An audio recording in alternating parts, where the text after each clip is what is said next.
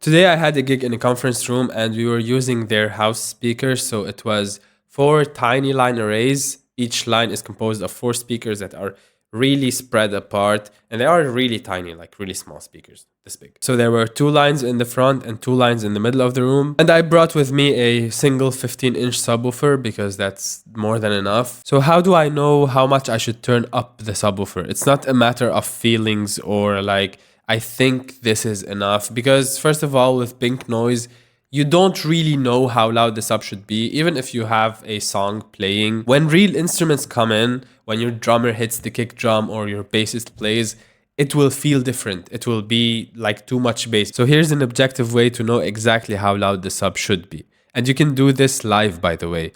While your measurement is on, you can see it live and turn up the fader of the sub until it reaches the target curve. Now, if you're not using a custom target curve, you can just show the target trace in Open Sound Meter.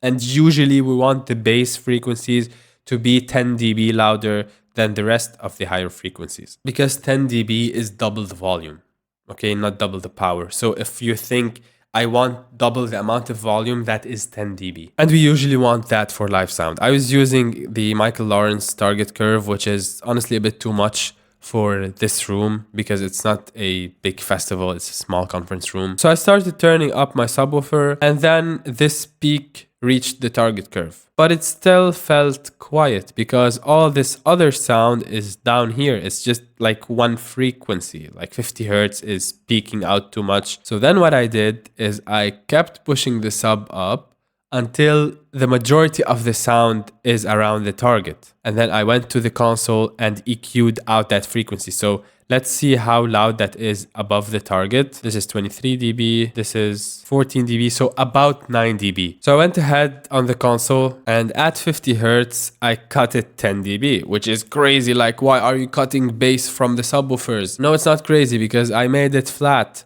This is the new trace of the subwoofer.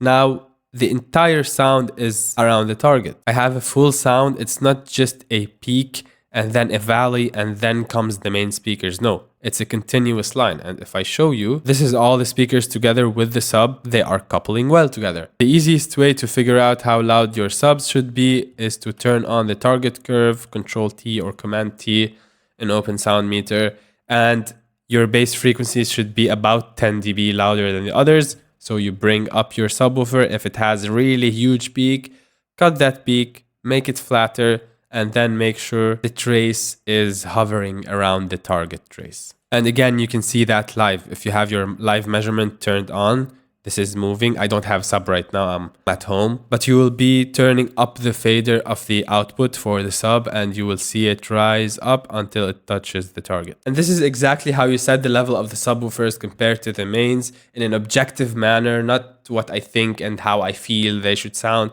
but exactly how loud they should be. If you don't know how to phase align the subs with the mains, click on the video on the screen right now and I'll see you there.